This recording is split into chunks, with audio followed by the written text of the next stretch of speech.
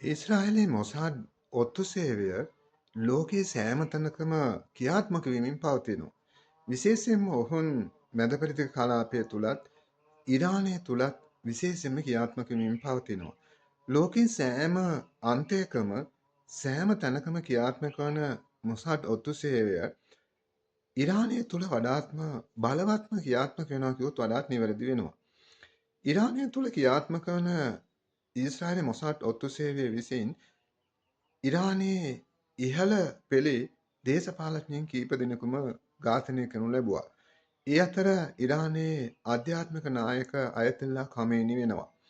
ඒ වගේම ඉරානයේ න්‍යෂ්ටික විද්‍යාඥයින් කීප දෙනෙකු ඉන් පසුව හටගත් යුද්ධය සහ ඒ අතරමැදි කාලය තුල ඉහළ නිලධාරීන් කීප දෙනෙකු දේශපාලඥයින් කීප දෙනෙකු මෙන්ම ඉරානය IRGC බලකායේ ඉහළ අනධි නිලධාරීන් කීප දෙනෙකු ඔවුන් විසින් ඝාතනය කරනු ලැබුවා.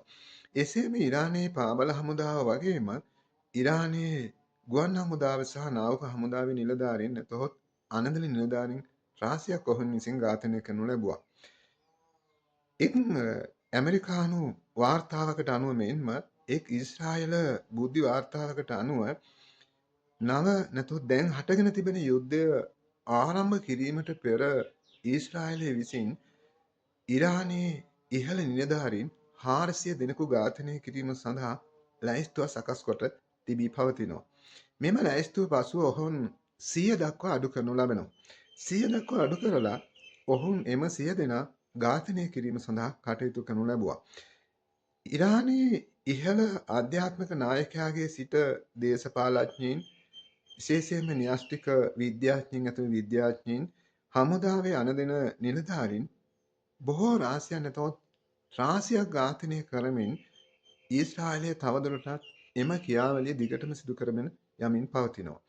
ඉරානයේ මෙවැනි ඝාතනයන් සිදුවෙද්දී ඊශ්‍රායලයේ ඉහළ දේශපාලඥයින් හමුදාවේ අනදෙන නිලධාරීන් සහ විද්‍යාඥයින් ඉතාමත් සුරක්ෂිතව ඊශ්‍රායල තුළ රැඳෙමින් තමන්ගේ කාර්යයන් කරමින් පවතිනවා. මේ විදිහට ඊශ්‍රායලය ඉරානය තුළ මෙවැනි ඝාතනයන් සිදු කරද්දී ඊශ්‍රායලය තුළ දේශපාලඥයන් විද්‍යාඥයන් සහ හමුදාවේ ඉහළ අනධි නිලධාරීන් සුරක්ෂිතව සිටින්නේ කොහොමද? ඔවුන් පමණක් ඊශ්‍රායලය විනාශ වෙද්දී ඔවුන් පමණක් ඉරානය තුළ නැත්නම් ඉරානය විනාශ වෙද්දී ඔවුන් පමණක් ඊශ්‍රායලය තුළ සුරක්ෂිතව ඉන්නේ කොහොමද? ඔවුන් මෙලෙස සුරක්ෂිතව ඊශ්‍රායලය තුළ සිටීමට ඊශ්‍රායලය තුළින් අනුගමනය කරනු ලබන වැඩපිළිවෙල නැත්නම් ක්‍රියාමාර්ගය මොකක්ද? ඒ පිළිබඳව කිසියම් වූ විමසමක් කිරීම වඩාත්ම වටිනවා කියලා හිතෙනවා. ඊශ්‍රායලයේ මොසාඩ් ඔත්තු සේවය සහ ආමන් නැතහොත් හමුදා බුද්ධ්‍යංශය නිරන්තරයෙන්ම එකට ඒකාබද්ධව කටයුතු කරනු ලබනවා. ඔවුන් ඉහළ තාක්ෂණයක් නිරන්තරයෙන්ම අනුගමනය කරනවා. ඔවුන් තාක්ෂණික පරීක්ෂාවකින් ඉන්නවා කිව්වොත් ඒක වඩාත්ම නිවැරදි වෙනවා. නිතරම රහසිගතව ඊශ්‍රායලට එල්ලවනු ලබන්නා වූ ප්‍රහාරයන් පිළිබඳව අධීන කිරීමක් කරනු ලබනවා. මෙම ප්‍රහාර මැඩ පැවැත්වීම සඳහා ඔවුන් නිරන්තරයෙන්ම ක්‍රියාත්මක වෙනවා. විශේෂයෙන්ම බටහිර යුරෙන් එල්ලවන තර්ජනයන් සහ විදේශ රටවලින් එල්ලවනු ලබන්නා වූ තර්ජනයන් මැඩ පැවැත්වීම සඳහා ඊශ්‍රායලය සෑම මොහොතකම ක්‍රියාත්මක වෙමින් පවතිනවා.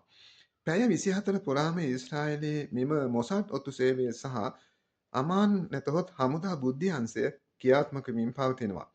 ඊශ්‍රායලය තමන්ගේ රටේ ආරක්ෂාවට මූලිකත්වය දීලා කටයුතු කරනවා. විශේෂයෙන්ම රටේ පැවැත්ම ඔවුන් අංක 1 ලෙස සලකලා නැතහොත් රටේ පැවැත්ම අංක 1 තබලා කටයුතු කිරීම දක්නට ලැබෙනවා. සතුරු භූමියට එරෙහිව නිරන්තර අවධානයෙන් සිටින ඊශ්‍රායලය සතුරු භූමියට එරෙහිව නිරන්තරයෙන්ම ප්‍රහාර දියත් කිරීම දක්නට ලැබෙන විශේෂ ලක්ෂණයක්. ඔවුන් සතුරන්ට නැගී සිටීමට තියෙන සෑම අවස්ථාවක්ම නිරීක්ෂණය කරමින් එම අවස්ථා ඉවත් කරමින් නැත්නම් මකා දමමින් සිටිනවා. ඊශ්‍රායලය නිරන්තරයෙන්ම තමන්ගේ හමුදා ශක්තිමත් කරමින් ඉන්නවා. ඔවුන් නිරන්තරයෙන්ම තාක්ෂණික පර්යේෂණයන් සිදු කරනු ලබනවා. එම තාක්ෂණික පර්යේෂණයන් ඉන්පසු ඔවුන් තමන්ගේ රටේ හමුදා හා සම්බන්ධ කරනව නැතොත් ඒකාබද්ධ කරනු ලබනවා. විශේෂයෙන්ම ඔවුන් රෝබෝ අවි ප්‍රහාර එල්ල කිරීම සඳහා ප්‍රයෝජනයට ගනු ලබනවා. ඉරානයේ ඉහළ හමුදා නිලධාරීන් සහ විද්‍යාඥයින් ඝාතනය කිරීම සඳහා ඔවුන් අවස්ථා ගණනාවකදීම මේ රෝබේ අවි භාවිතා කරනු ලැබුවා. AI තාක්ෂණය සහිත ආරක්ෂිත අවි සහ නැතොත් ආරක්ෂිත අවි සහ උපකරණ ඔවුන් විශේෂයෙන්ම භාවිතයට ගනු ලබනවා. පිටතින් එන්නනු ලබන්නා වූ ප්‍රහාර වලින් ආරක්ෂා වීම සඳහා ඔවුන් දියුණු ගුවන් ආරක්ෂණ පද්ධතියක් විශේෂයෙන්ම අයන් ඩෝන් වැනි ගුවන් ආරක්ෂණ පද්ධති භාවිතා කරනු ලබනවා. මෙම පද්ධති කිසියම් අවස්ථාවක කිසියම් ප්‍රමාණයකින් අසාර්ථක වුවත් මුළුමනින්ම ඊශ්‍රායලය පරාජයට පත්වන ආකාරයට නැතහොත් විනාශ වන ආකාරයට දැවැන්ත ප්‍රහාරයක් එල්ල කිරීමේ අපහසුතාවක් පවතිනවා. විශේෂයෙන්ම ඔවුන්ගේ ගුවන් නිෂ්පාදන කර්මාන්තය සහ අවියාසිත නිෂ්පාදන කර්මාන්තය නැත්නම් රෆායල් වැනි ගුවන් කර්මාන්තයන් සංවර්ධනය කරමින් පවතිනවා. ඒ මගින් ඔවුන් දැඩි ගුවන් ආරක්ෂණයක් රට තුළට සපයමින් සිටිනවා. ඊශ්‍රායලය නිතරම ඔවුන්ගේ හමුදාව සහ ආරක්ෂිත නියෝජිත ආයතන කෙරෙහි විශ්වාසය තබලා කටයුතු කරනවා. විශේෂයෙන්ම සින්බර්ඩ් වැනි ආරක්ෂිත නියෝජිත ආයතන කෙරෙහි ඔවුන් විශ්වාසය තබලා තිබෙනවා. තමන්ගේ රටට එරෙහි වන විරුද්ධවාදීන් පිළිබඳව නිතන්තරයෙන්ම සැලකිලිමත් සිටින ඔවුන් ගැටුම් සහිත ප්‍රදේශවල ආරක්ෂාව පවත්වාගෙන යාම සඳහා දැඩි උනන්දුවක් දක්වනවා. විරුද්ධවාදීන්ට බාධා කිරීම ඔවුන්ට එරෙහිව ක්‍රියාත්මක වීම ඔවුන් විසින් සිදු කරනවා. විශේෂයෙන්ම ඊශ්‍රායලය මෙම සේවා මගින් ඉරානයෙන් එල්ලවිය හැකි න්‍යාස්තික තර්ජන පිළිබඳව නිරන්තරයෙන්ම උනන්දුවෙන් සිටිනවා. ඉහළ හමුදා නිලධාරීන්ගේ විශේෂයෙන් හමුදාවේ අනන නිලධාරීන්ගේ ඉහළ ආරක්ෂක ඒකකයන් අන්ස අල් මෙහෙඩ් වැනි ඒකකයන් ප්‍රධාන නිලධාරීන් ආරක්ෂා කිරීම සඳහා කටයුතු කරනවා. ඒ සමගම තාක්ෂණික අංශයේ ආරක්ෂාව සහතික කිරීම සඳහා ඔවුන් ක්‍රියාත්මක වෙනවා. ඊශ්‍රායලය නිතරම තම ඉහළ හමුදා නිලධාරීන් සහ දේශපාලඥයන් සහ වගකීම් නිලධාරීන් ආරක්ෂා කිරීම සඳහා ඉහළ තාක්ෂණික භාවිතයක් නැතොත් ඉහළ තාක්ෂණික උපකරණ භාවිතා කිරීම නිරන්තරයෙන්ම දක්නට ලැබෙන ලක්ෂණයක්. මෙම ක්‍රියාමාර්ගය නිසාම ඉරානයේ සියලු දෙනා ඝාතනය කරද්දී ඊශ්‍රායලයේ හමුදා නිලධාරීන්ටත් දේශපාලඥයින්ට සහ විද්‍යාඥයින්ට සුරක්ෂිතව ඊශ්‍රායලය සහ ඊශ්‍රායලයෙන් පිටත සිට ඉරානයට එරෙහිව ක්‍රියාත්මක වීමට අවස්ථාව ලැබිලා තිබෙනවා. ඔවුන් හමුදාව නැතහොත් හමුදා බලය සහ තාක්ෂණික හැකියාව නැතොත් බලයන් එකට ඒකාබද්ධව ක්‍රියාත්මක කරමින් නැතොත් පවත්වාගෙන යනවා. දියුණු තාක්ෂණික අවි වැඩි දියුණු කිරීම නිරන්තරයෙන්ම සිදු කරනු ලබනවා. බුදු සේවා හැකියාවන් ඉහළ නැංවීම සඳහා නිරන්තරයෙන්ම කටයුතු කරනු ලබනවා.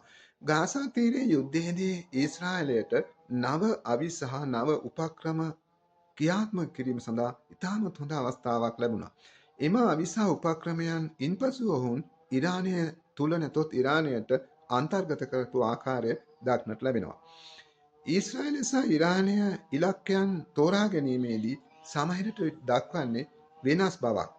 විශේෂයෙන්ම ඊශ්‍රායලය බොහෝ විට තමන්ගේ ඉලක්ක හැටියට ඉරානය තුල සිටින ඉහළ දේශපාලඥයන් ඒ වගේම ඉරානයේ හමුදා විශේෂඥයන් සහ නැතහත් කමන්ඩෝ නිලධාරීන් සහ නැත්නම් කමාන්ඩෝ නිලධාරීන් සහ න්‍යාස්තික විද්‍යාඥයන් ඉලක්ක කරනු ලබනවා. එහෙත් ඉරානය ඊශ්‍රායල් තුල සිටින විද්‍යාඥයන් ඉහළ අනදල නිලධාරීන් සහ දේශපාලඥයන් ඉලක්ක කිරීම වෙනුවට බොහෝ වෙලාවට ඔවුන් ඊශ්‍රායලය තුල දේශ සීමා ආසන්න කලාපය තුල තිබෙන නැත්නම් කලාපය තුල සිටින නායකින් ඉලක්ක කිරීමක් බොහෝ දුරට දක්නට ලැබෙනවා. ඊශ්‍රායලයේ බුද්ධ්‍යංශ සහ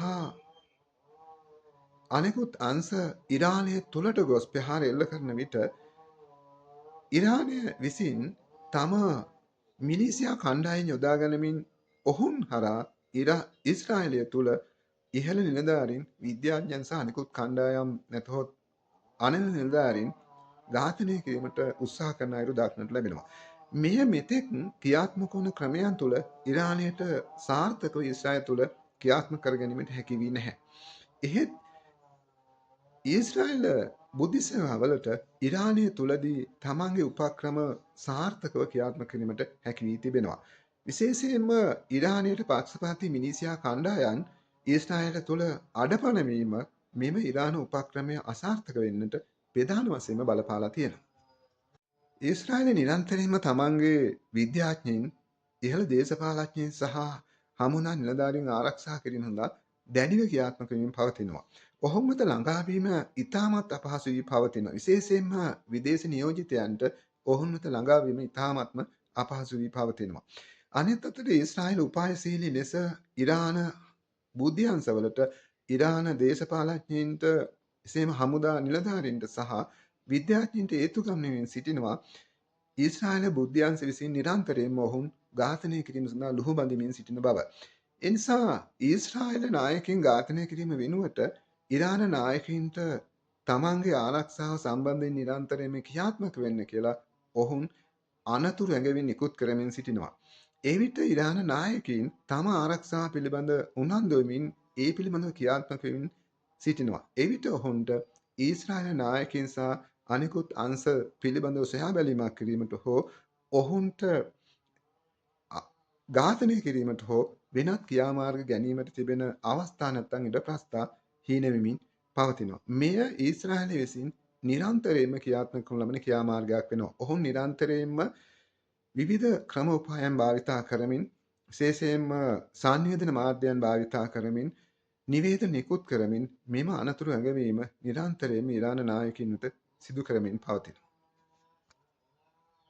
ඊශ්‍රායලයට ඉරානයේ ඉහළ හමුදා නායකයින් සහ ඉහළ දේශපාලඥයින් සහ විද්‍යාඥයින් ඝාතනය කිරීමට හැකි වෙලා තිබෙන්නේ ඉරානයට තුලදී ඊශ්‍රායල මොසාඩ් ඔත්තු සේවයට ඉරානයේ සංනිවේදන හැකියාවන් විනිවිද යාමේ හැකියාවක් නැතොත් මෙම සංනිවේදන මාධ්‍යයන් තුලින් රිංගා යාමේ හැකියාවක් ලබා ගැනීමට පුළුවන් වෙලා තිබෙනවා. ඔවුන් ඒ සඳහා වඩාත්ම සක්‍රියව ක්‍රියාත්මක වෙලා තිබෙනවා. එහෙත් ඉරානයට ඊශ්‍රායල තුලදී ඊශ්‍රායල සංනිවේදන හැකියාවන් හරහා ගමන් කිරීමේ හැකියාවක් ලැබී නැහැ. මේ නිසාම ඊශ්‍රායලයේ ඉහළ හමුදා නිලධාරීන් එසේම බුද්ධි සේවා නිලධාරීන් දේශපාලඥයන් සහ විද්‍යාඥයන්ගේ ක්‍රියාමාර්ග පිළිබඳව ඔවුන්ට නිවැරදි සංනිවේදන තොරතුරු ලබා ගැනීමට හැකි වෙලා නැහැ. අනිත් අතට ඊශ්‍රායලයේ මෙම සියලු අංශයන් නොනැසී පවතිනට ප්‍රධාන හේතුවක් වෙලා තිබෙන්නේ ඊශ්‍රායලයේ ඉහළ හමුදා නිලධාරීන් ආරක්ෂා කිරීම සඳහා විශේෂයෙන්ම ඔවුන් වෙනත් වූ වැඩපිළිවෙලක් ක්‍රියාත්මක කරමින් පවතිනවා.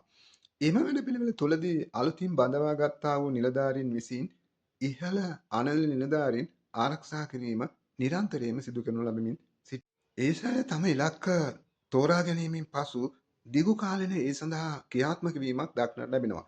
ඔවුන් බොහෝ විට ඉරානයේ න්‍යෂ්ටික විද්‍යාඥයින් ඉලක්ක කිරීම බොහෝ විට සිදු කරනු ලබන දෙයක් වෙනවා. ඒත් ඉරානයේ බොහෝ වෙලාවට තමන්ගේ ඉලක්ක තෝරා ගැනීමේදී දක්වන්නේ ඊට වඩා ලිහිල් බවක්. ඉරානයේ බොහෝ විට දේශ සීමා ආශ්‍රිතව හමුදා නිලධාරීන් හෝ රාජ්‍ය තාන්ත්‍රිකයන් ඉලක්ක කරනු ලබනවා. එහෙත් ඊශ්‍රායලය ඉරානයට වඩා ඉහළ නිලධාරීන් ඉලක්ක කිරීම බොහෝ විට දක්නට ලැබෙනවා. ඔවුන් දිගුකාලීන උපාය මාර්ගයන් අනුගමනය කරමින් සිටිනවා. විශේෂයෙන්ම ඔවුන් ඉරානයේ විසින් දියත් කරනු ලබන ව්‍යාපෘතිවලදී නැතොත් ඉරානයේ විසින් දියත් කරනු ලබන ප්‍රහාරයන් වලදී ඊශ්‍රායල නිලධාරීන් සහ ඉහළ අංශවලට සිදුවන හානිය බොහෝ දුරට පවතින්නේ පහළ මට්ටමක. එහෙත් ඊශ්‍රායලය විසින් එල්ල කරනු ලබන ප්‍රහාරවලදී නැතොත් ක්‍රියාමාර්ගවලදී ඔවුන්ගේ මෙහෙයුම්වලදී බොහෝ වෙලාවට ඉරානයට සිදුවන හානිය ඉතාමත් ඉහළ මට්ටමක පවතිනවා. මේ නිසා ඊශ්‍රායලයට ඉරානයේ ගුවන් හමුදාවන්, නාවික හමුදාවන් සහ අනෙකුත් සියලුම අංශවල ඉහළ නිලධාරීන් සහ විද්‍යාඥයින් සහ ඉරානයේ ආධ්‍යාත්මික නායකයා ඝාතනය කිරීමට හැකි වී තිබෙනවා. ඊශ්‍රායලය තුළ ක්‍රියාත්මක වීම පවතින දිගුකාලීන අඛණ්ඩ සංවිධානාත්මක හා තාක්ෂණික වැඩපිළිවෙල නිසා ඉරානයේ සියලු නායකයින් ඝාතනය කරද්දී ඊශ්‍රායලයේ සියලුම නායකයින්ට සුරක්ෂිතව කටයුතු කරමින් තමන්ගේ කාර්ය දිගටම කරගෙන යන්න පුළුවන් වෙලා තියෙනවා.